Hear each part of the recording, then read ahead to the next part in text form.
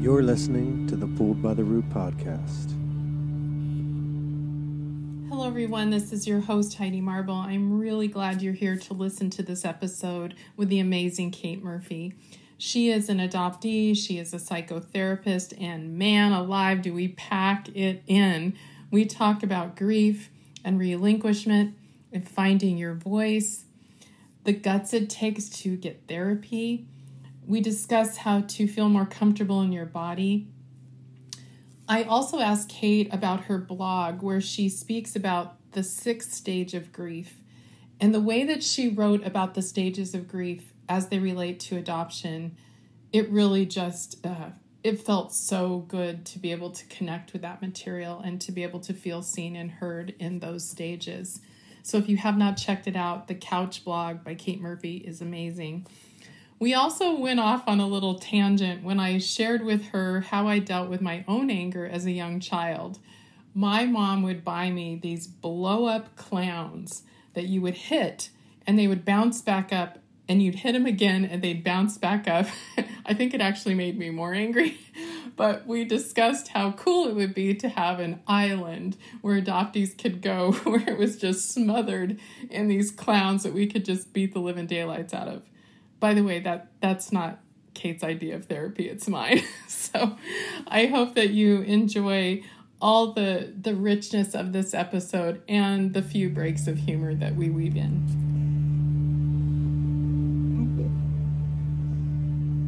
Hello, everyone. Welcome to the Pulled by the Root podcast.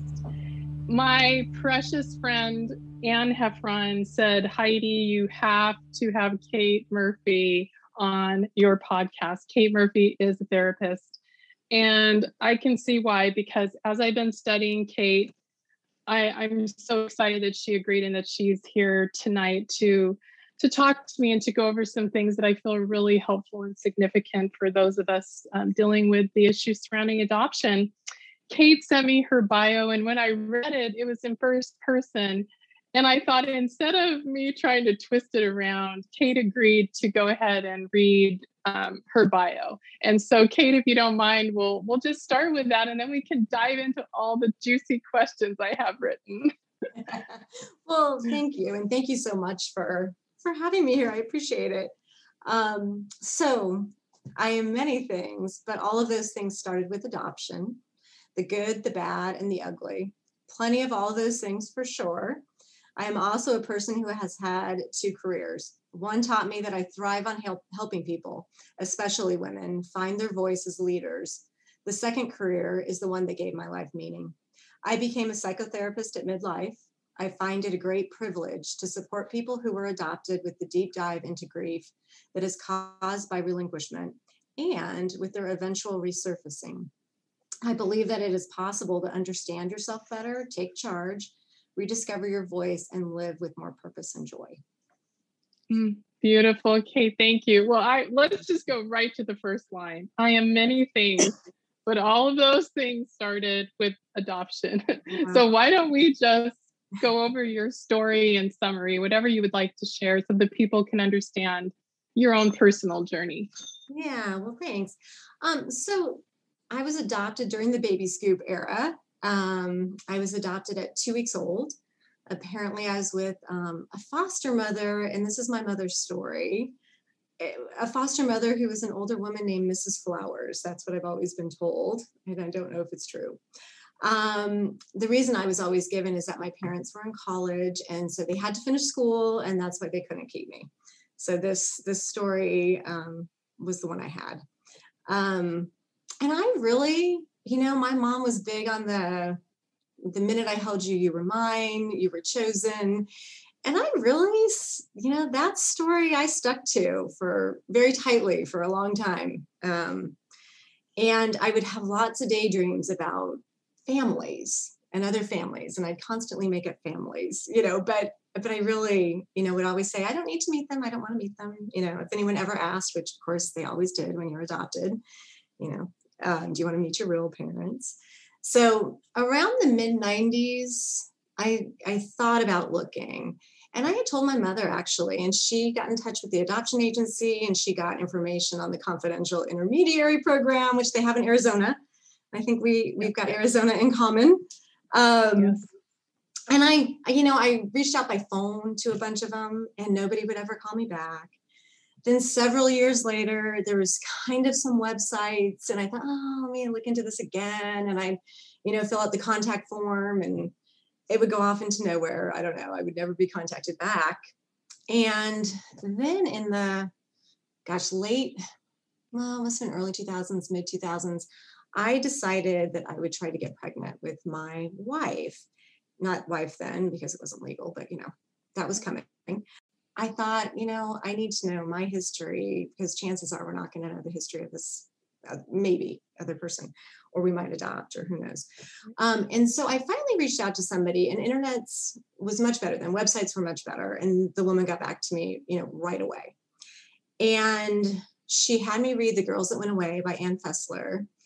And I cried my eyes out. So she was getting me prepared for kind of to be compassionate to my birth mother. It's interesting now in hindsight, I think there was nothing given to me to read about adoption and what I might encounter. She was very nice. And she found my first mother or birth mother right away, immediately. And it was just so shocking to me. Yeah. And she wanted to exchange letters, but without any identification because she wanted to keep that secret at first. And then she was going to need to fill out some notarized information. I had to fill out notarized information to prove I was, who I said I was. And she did too. And when that happened, I had a gut feeling that this might happen. I think because of the secrecy about the letters, she just broke off communication. She said, don't contact me again. And so in 3 days, I realized that she didn't forget me, which was, I think, this fear I had that I didn't know I had. Because I was shocked that she remembered immediately who I was, of course she did. But, and then she was gone. And then, they talk about coming out of the fog or, whatever term you like, but it really was here you go, you're shoved. It really felt like being shoved out of the closet, here's all the feelings and all the feelings really big. And the biggest one for me was really I was so angry. And up until that point, I really wasn't somebody who expressed anger much at all. And it was this whole new, I had no control. She was gone and woof. Yeah. So then I did a whole lot of research into what it's like to be adopted. And fortunately, I had a very, very good therapist at that time, not adoption competent. So of all of the great work we did together, that part was a little rocky, but at least I had somebody who cared about me and would support me in that way. And, as best as she could, friends and wife and that sort of thing. But I don't even think I was able to really talk about it at that point. It was so shocking. And then fast forward a little bit later, and I had decided to change jobs. And I thought, I don't know. I think I'm going to need to figure some more stuff out about reunion because I want to work with people who are adopted. And around that time, I had a friend who did his DNA. He's not adopted, but he was like, oh my God, I found these long lost cousins and all these people. And, I was like, oh, okay, wait a minute. There's more than just my mom out there. Yeah. Tell me more. Yes, I can have this search in my own control, which, as you know, I'm sure as an adopted person, that feels much better. I can do it by myself and I can figure this out. And so that's what I did. And I eventually found paternal family, found maternal family. Yeah. And, I always remember I had gotten all the stuff, and that alone was just amazing, right? That first time as an adopted person, you're like, holy shit, there's all these people I'm related to. Exactly. Yeah, it's just, and this is my ethnicity. And one of the biggest things for me, and this speaks to this genealogical bewilderment that a lot of us have, where it's who are we? And what is our hereditary, or what's our ethnicity? And I found out I was actually Irish. And as a person named Kate Murphy, I went through life thinking I was only German and Swedish. And, the first day of school, every blessed year of my life was oh, Katie Murphy, you must be Irish. And I was like the kind of kid that would be like, no, I was adopted. I'm German and Swedish, but I know my name, blah, blah, blah. And, as an adult, I was just like, yeah, I'm Irish. That's me. And I always felt so fraudulent. And then finally I was like, oh, for God's sakes, I am Irish. That's so, gosh, what a relief. With the help of my wife, and we just researched all the names. And I think over margaritas, we found my entire paternal family tree. And we found out really, really quickly that my father had died. And he had died just a few years earlier. But so it was kind of like, there he was, and then he was gone. So that I think was probably the best way to find that out, because it didn't have very long to form this attachment that I would find him. And that side of the family was very welcoming. And I did a deeper dive to find maternal. It was a little harder. And that was a little more challenging when I called. And I really, I went into it thinking, I'm sure when it's just the two of us, she's going to be okay talking to me. It will make it all better. And, I called and was like, hi, I think, the whole spiel. And she was like, no, I'm not your mother. I was like, what, are you kidding me? I know you are. I kept her on for enough time to say, hey, why don't I get your email and I can send you the information I have, like my non-identifying information, and maybe it will spark something for you, like someone else in the family, maybe. I don't know. Like 6 or 7 months later, she called me back and she said, well, as it turns out, I am your mother. And I said, I know. And we talked for hours, and I don't know, we've had contact, we exchanged cards. I mean, she's in my life, but it's a bit ambivalent. I mean, I was a secret to this day. She never told her husband. She was told, you can either A, give up the baby with abortion, B, have the baby and be kicked out of the family, or C, and she really was in college. That part was true. Or C, you can place your child for adoption and never speak of it again. Just that old story and it's just so sad. Oh, yeah. It is, Kate. Thank you for sharing all that. I mean, there's so many parts about that really lead to the heart of your work. Grief is such a huge thing. Mm-hmm. And, I studied some psychology, and, you have the 5 stages of grief. But when I came across your blog, mm-hmm. and I read about the not 5, but 6 stages of grief and how you translated those into what that's like for an adopted person. Mm-hmm. That was so meaningful and powerful for me personally. I'm sure it would be for many people, because like you said, it's like not the sympathy, but the acknowledgement of the pain is directed almost everywhere else, but to the adoptee. And I'm sure you feel the same way. It's not like we want people to feel sorry for us necessarily, but hello, at least listen. And so I would love for you to speak about how you came up with the idea to not only revise those 5 stages, but then to add the last one, which for me really struck a chord. Yeah. So in doing work with adopted people, and I think, most everywhere out there, whatever you read will agree, right? It's grief work. It's like 100, not 100%, maybe 90% of the work you're doing with people is about grief. And, I think what I find when people are coming into therapy so often is they're in this, usually there's some degree of search and reunion that has happened, or they're thinking about happening or something. And there's just this, I don't know if you relate to this, but this sort of just bewilderment, or I'm feeling all of these things and I don't know why, or you watch it go through with like, I just want medical history. And then, I love that one because, yeah, get ready for the tidal wave. Because I didn't realize that was denial until I read it. I'm like, oh my gosh, that is so denial, because I remember saying to myself, that's all I want. I just want a letter with my medical history. That was so much BS. Yeah. do any of us really want just that? Probably not. No, and I actually think that's like an afterthought. And you want to tell people, the reality is they may cut off communication with you. So don't forget to get the medical information because you probably do want that somewhere along the line, but it's not the first thing. Yeah.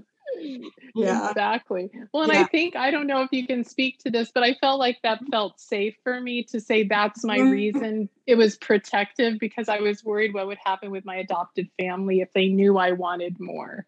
It's really interesting that we start with the denial part of it and that is encapsulated in that. Yeah. So when we think about Elizabeth Kubler-Ross, and that was way back, like 1969, that she kind of pioneered this in her work with people who were dying, had terminal illness, and then later sort of translated that into grief and loss, and not just with the death of somebody, but the stages: denial, anger, bargaining, depression, acceptance, and then later, and I'll talk about that, but meaning work is very important. So she did a lot of the work on Grief and Grieving, the book, with David Kessler, and he has later written a book about the 6th stage of grief, which is meaning. What's really fascinating to me, so he just wrote that, it was like 2019. He actually was grieving the death of his son, who he had adopted through the foster care system when his son was 4. And his son had issues kind of throughout his life, and he writes about this. I mean, that's out there publicly, but had substance abuse issues and eventually died from what may have been an accidental overdose or may not. And that just, when I read that part of this book, I was like, oh, that shakes you just kind of to the core, because substance abuse and is such a rampant, we're overrepresented in populations as adopted people. And so, I just thought that was interesting. But in terms of giving a framework for people to understand what they're going through, I think it's helpful. And when we think about the stages of grief, it's really, really important to remember they're not linear. Elizabeth Kubler-Ross, and later, she was pretty, I think one of the sad parts of her work, she felt like people thought they were supposed to be these stages you go through and then you're done, like you wrap it up with a bow, I'm done grieving, which is not a thing. At all. And so we oscillate, we go back and forth between one day we might, wake up in denial again, like, oh, I want to just, and remember, I don't want to be adopted today. I'm not adopted today. I refuse.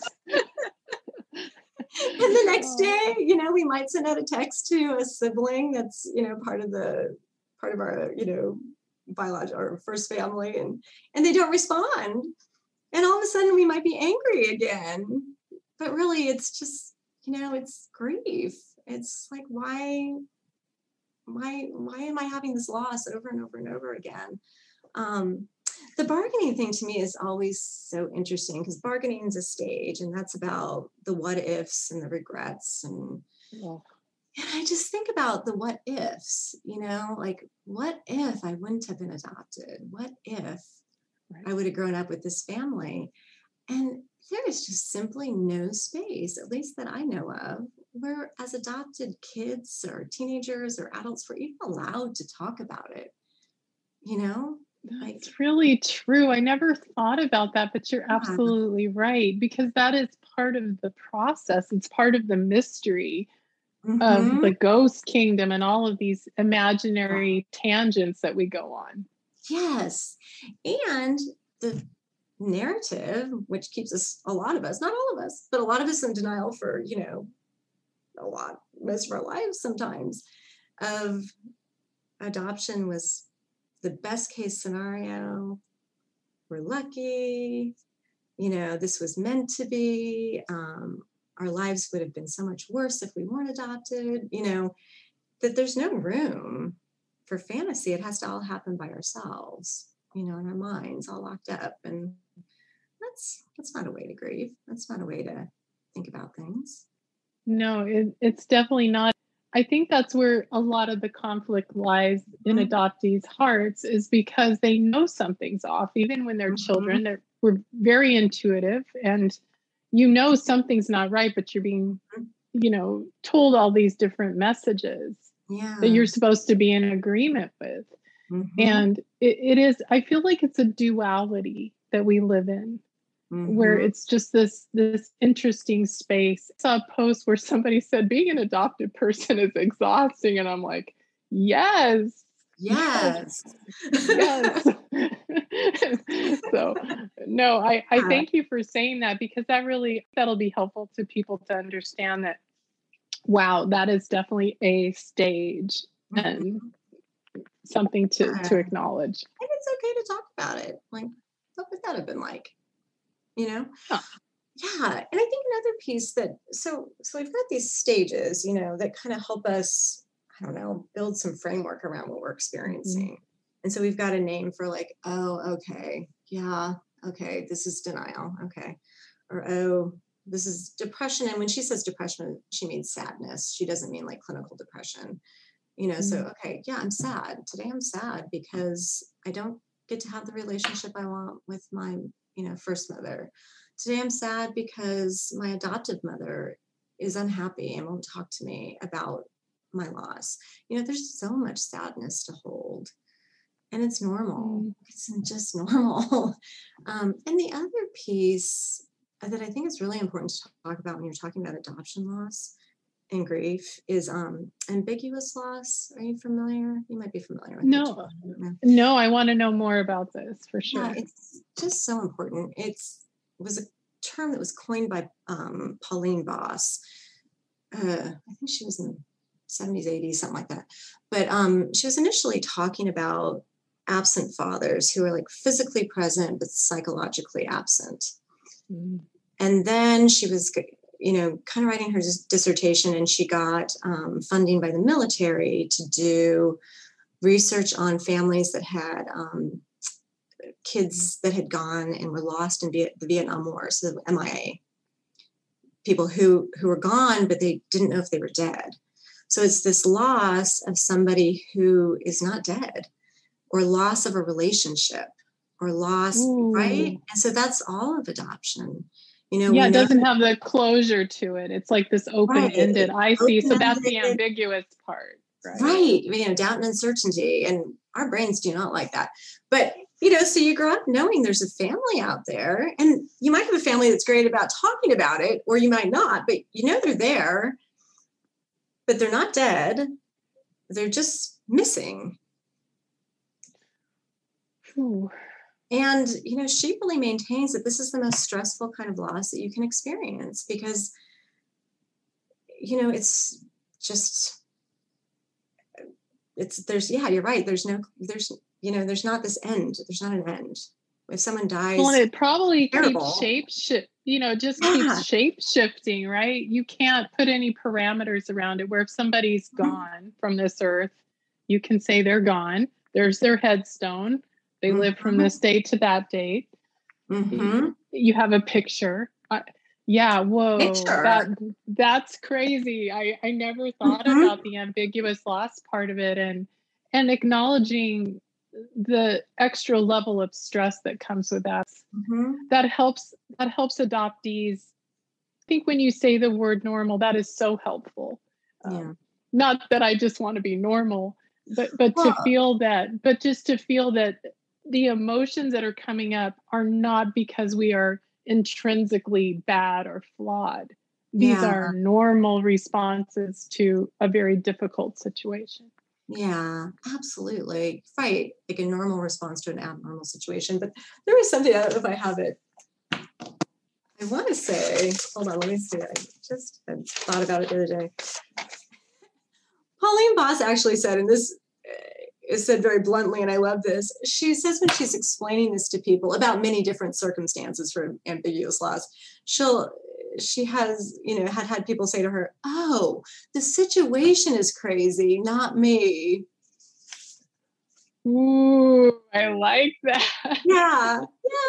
It's like we don't revolutionary, Kate. Right, we're not crazy. Yeah. And so you think about it. You think about family, you don't know where they are. You might have a country that you lost, your ethnicity, might be your religion. all of these and very important parts of identity are just sort of out there in the ether. And yeah, that's hard to make sense of. And so when you start coming to grips with that, and you talked about the duality, that's exactly it. It's, I don't know who my mother is, and yet I'm here. And, thinking about these statements that are just so paradoxical. Really, and I really like the image you're giving, Kate, of kind of a structure for the grief. Not that you can make it one thing, but to know there are these pockets inside of this structure, and that we kind of move about them during the grief process. What is helpful, and I don't know, is maybe being able to identify those so that we can better understand our responses. So if we're feeling a certain way in the morning or whenever we hear something that upsets us, we can go, oh, that's this. Yeah. Therapeutically, is that helpful as far as managing all of these complicated emotions? Because it is tiring. And, I love the idea that you say there's not an end point. And there was also something mentioned about spiraling. Am I spiraling up or am I spiraling down? And I feel like there's always this spin going on where you're just like, yeah. So I don't know if that was even a question. It's more of an observation, but I'm just curious about, like, how do you use the framework therapeutically to help everyone sort it out? Yeah, I think, first off, anytime you can get clarity around what you're experiencing, if it feels confusing, it's grounding, and we can deal with what we can understand. Yes. And so if somebody's, kind of all over the place, it's really important to be like, okay, let's just kind of stop. What are you noticing? What are you noticing in your body? What what kinds of thoughts are coming up? What kind of negative beliefs are coming up? Can we put some emotions to these things? And we can start to feel like, okay, I got a tight chest. I'm feeling kind of panicked, feeling confused, whatever it is you're feeling. We can think about, do some of these beliefs and some of these experiences that you're having, do they fit here? Are you sad? Are you just sad? So often I think when we come down to what's at the core of what the feeling is, it's like, oh, I'm just sad. And that's absolutely, grief, right? Or, absolutely. Yeah, I'm angry, or, I think people are less confused when they're feeling acceptance, but I think those are beautiful moments too. And I think they're worth pointing out. Like you're acknowledging that you have loss, and it's just there. It's not feeling really dysregulating, but it's there. And that to me is what acceptance looks like. It's not saying like, oh, I'm so glad this happened, and I'm so happy I was, taken from my mother within moments of breathing. You're just saying, okay, it happened. I can fit that into my identity in its real state, right? Not in the rosy colored picture. Yeah. I really like that. There's also something you said that really just struck my heart like a lightning bolt when you were talking about when you were angry, like the wound was just ripped open. And you all of a sudden are feeling things, and maybe you didn't feel you had permission to feel, or whatever those things are.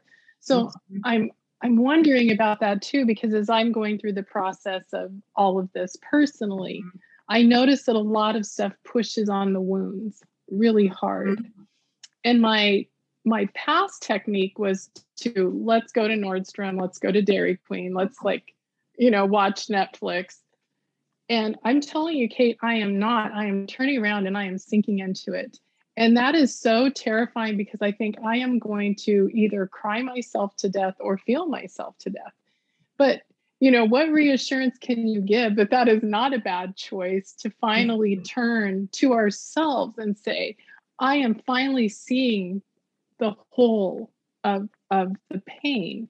And then a question to piggyback on top of that is, how do we keep ourselves from becoming the victim of all of it? because boy, that's a coat I like to wear and zip up, put a scarf on, and because I am pissed. So and you deserve to be. Right? I'm like, what do we do? What do we do? It's like, you're supposed to answer all this in a half an hour. Right. Well, first off, with the anger, I think there's kids who knew from the beginning, they were like pissed off and angry and having tantrums because they were like, something is not right, folks. I always feel like those kids were in touch. They were labeled like the behavioral problems, right? But so they've had to learn how to shut that down because they were feeling too much for everybody. And then there was the more, standard, this kind of good adoptee who was like, whatever, I'm fine. I don't care. And so, but in both cases, I feel like it's getting reintroduced to anger. Anger is a normal feeling. Like it has value. It has lots of energy. We can get stuff done with anger, right? But letting yourself sink into it and, feeling it. And an important piece there that I think is part of this too is learning how to validate your emotions and have compassion for this anger so that you're also reparenting yourself. Because somebody should have been like, oh, you're having a tantrum. Tell me all about it. Do you want to scream some more? Go ahead, just scream. But it's like, you're going to be okay. That's the nurturing part, right? You're going to do for yourself, and it's going to be okay. However that sounds authentic to you, but it's, I don't know. It's just remembering it's okay.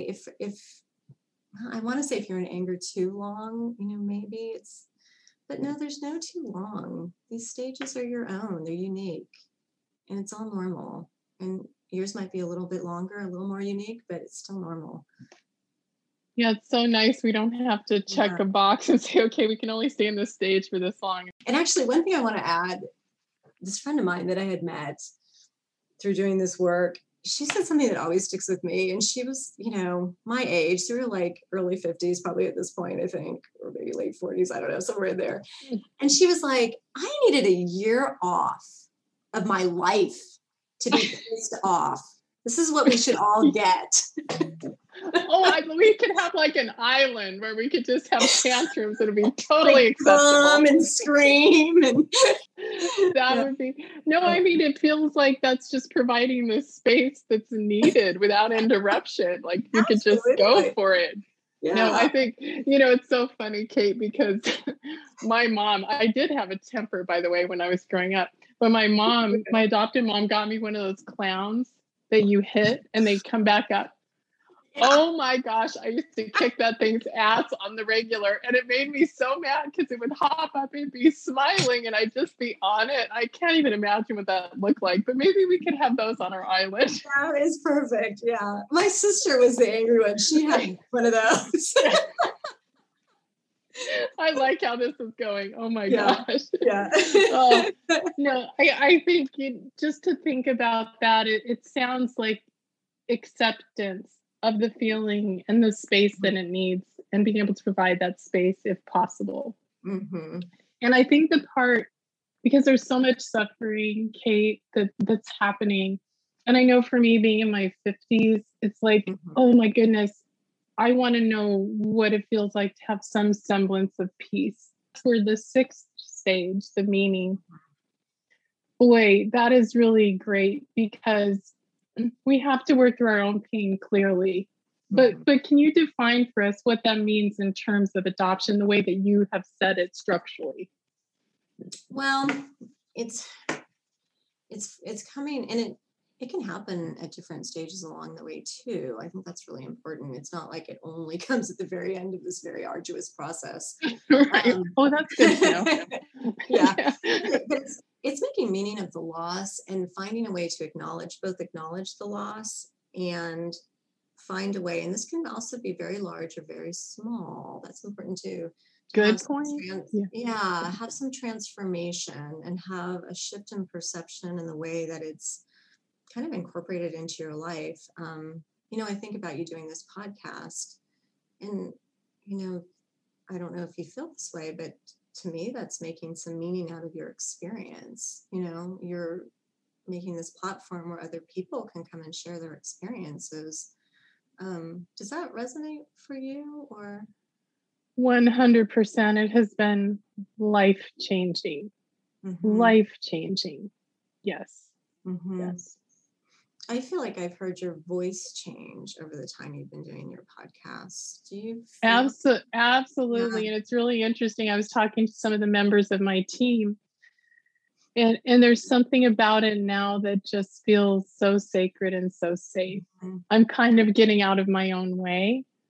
And it's actually that acceptance, Kate. I'm saying I'm going to show up 100% who I am, not trying to modify anymore. Yeah. And if you don't like it, turn the channel. Maybe that's defiance, but I think so often when you're adopted, you have to show up and be something that you're not.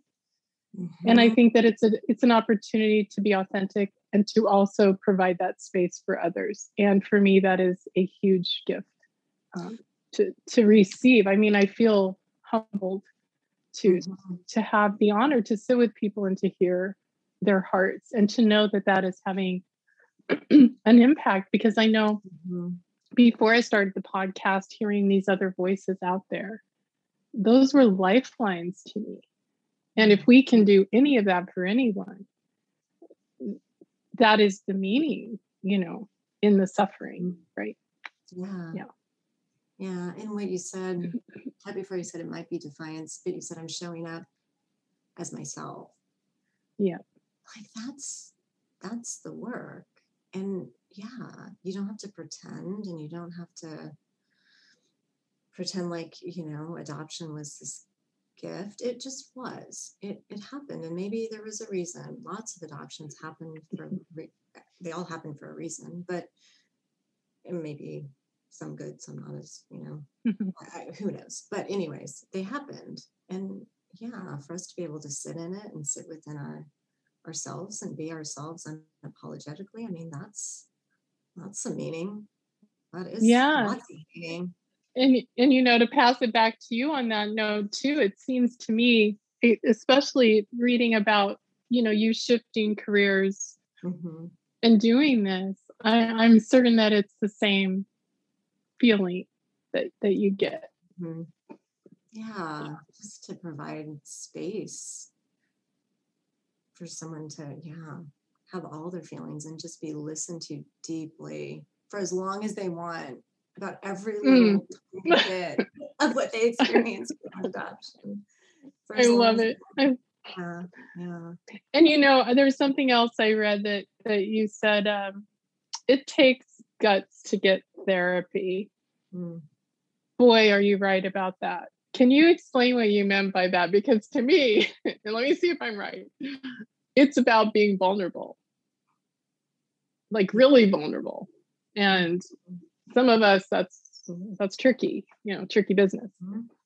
For sure. I mean, I remember my first therapy. It's a long time You're ago. like, I was like, I use this performance plan at work for my team, and it works really well for keeping us on track with our goals. And you might want to use one of those so we can really make sure we're staying on track. I just remember the therapist was like, you know what, if that makes you comfortable, you can kind of keep track of that on your own. That's awesome. So very well protected I was. And and getting vulnerable and really, building a relationship with somebody that I could actually connect with and make eye contact even, like that was a big deal. Well, there's so many elements to that part too, because, as you pointed out, and we all know that listen to a lot of, information about adoptees, that we're overrepresented in mental health, that we are showing up. And we are trying to figure out how to heal or work through these very painful things. And I think being able to talk to therapists who are aware of, adoption issues is really powerful and important too. And I'm just glad there are podcasts and books and groups and things to help people too, because affordability can be an issue, and that's a whole nother podcast. But I think that's why there's many ways that we can secure some healing for ourselves. But certainly that's really hard. And when you say finding our voice, Kate, can you speak about that? Because, you said that's really important, helping people find their voice as leaders. Yeah. So I think so often, and I work a lot with anxiety and a lot with people who are high achievers that have, adopted or not, that have, it's not like they've come to therapy, but they have roots in childhood trauma and some very extensive trauma and some not as, but it's really made an impact, of course, on who they are. And this feeling like you're trying to always say what you think other people want to hear in order to be accepted, in order to be, wanted.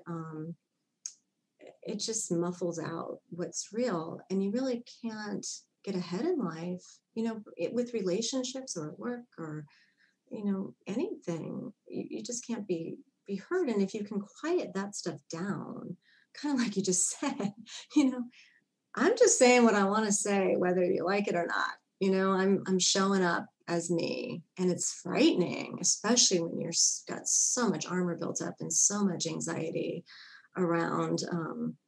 If I speak my truth, I'm gonna have a panic attack or whatever. I just can't do it. And so, helping people figure out who they are, and helping to have confidence to speak loudly about what you believe, whether it's loudly in volume or just in, confidence. But that part is, to me, the best part of the work.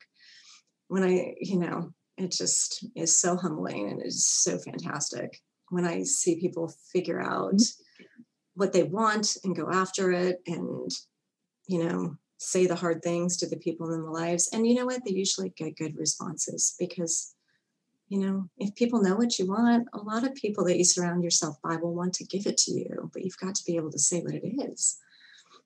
That's so true. And you have to feel that you deserve it, not in an entitlement way, but just in I exist and my existence matters way. Yes. Like I'm worthy.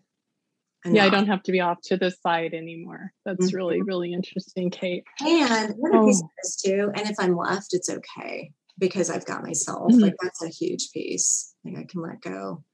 That's a really great point because I think rejection, and sometimes we'll do anything just not to be alone. But isn't that really lonely after all? Yeah. So, it's a double-edged sword, that one. Yep.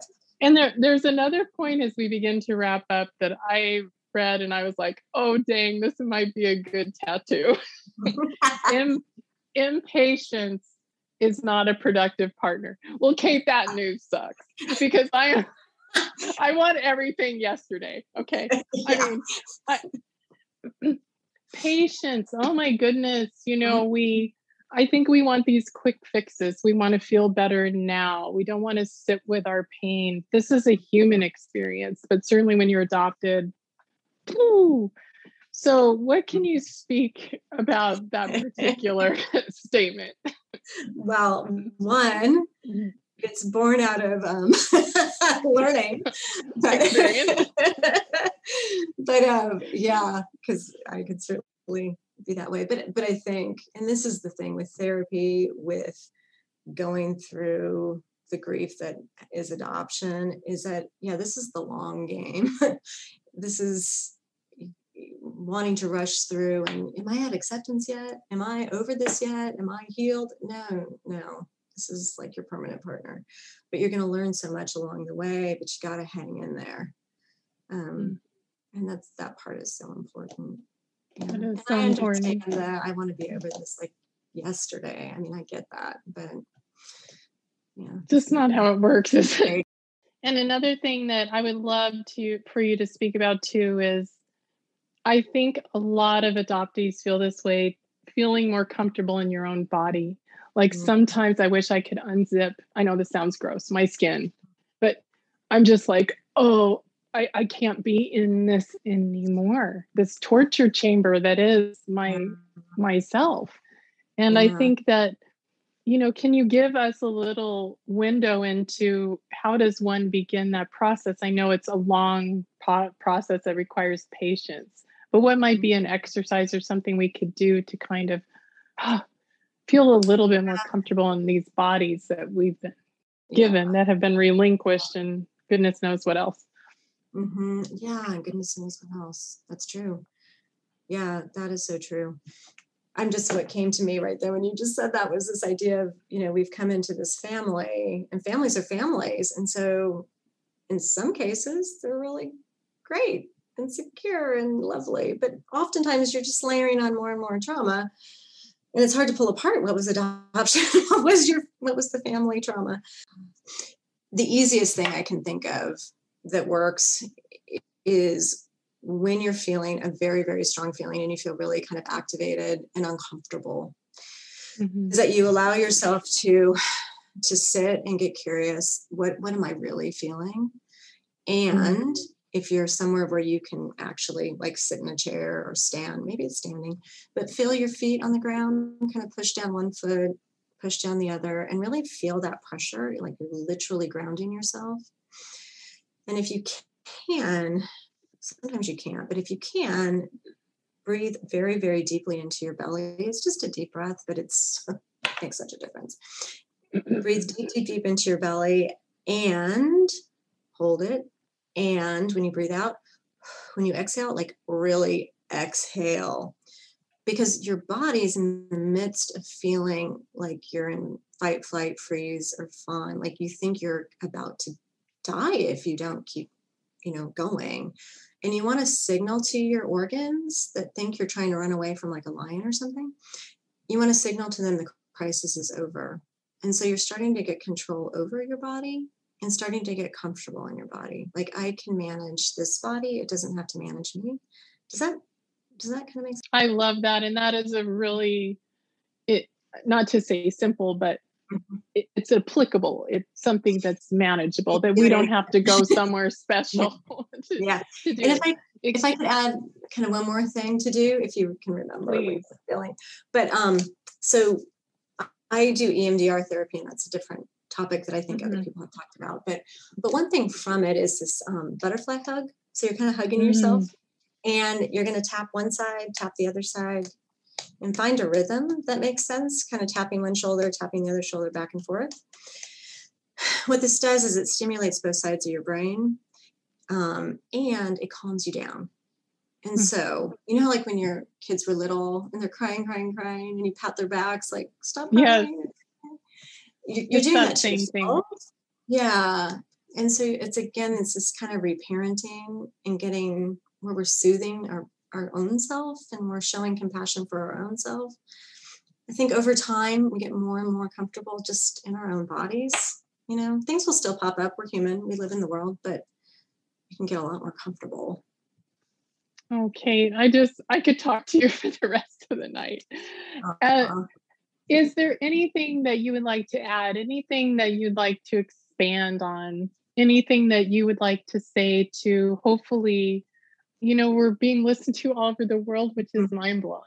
Wow, and it's so exciting to think about that we are this community of family who is really sitting around the table with each other on a global level and just saying, I'm really interested in what you're doing and what your story is. So just kind of knowing that as a concept. I would say this. I think so many things can be healed through human connection. And I think as adopted people, connection is very, very hard and scary for lots of us. And if you can find a way, and it can be in a Facebook group, find a way to find at least one person that you can talk to openly and honestly, and who can support you in, when you get a picture and you want to say, look, I found my mom, and someone can say, you have her chin. Like, this is the most healing thing ever. It's this connection with people who really get you. So that would be, I guess, the last words. Yeah. Okay. That is so, yeah, I felt that. That was amazing. Thank you so much. I can't wait to go to our island with our little clowns. And scream. And the margaritas, we need to have margaritas. That's good too. Yeah. Kate, I thank you so much. This was an incredible experience to have with you. And I hope you'll come back and talk to us more because, there's lots of other things to go over for sure. So hopefully we can swoop back around at some point. Okay. Well, thank you so much, Pinky. I appreciate it. And everything you're doing. Oh my God. Oh, thank you, Kate. Mm-hmm.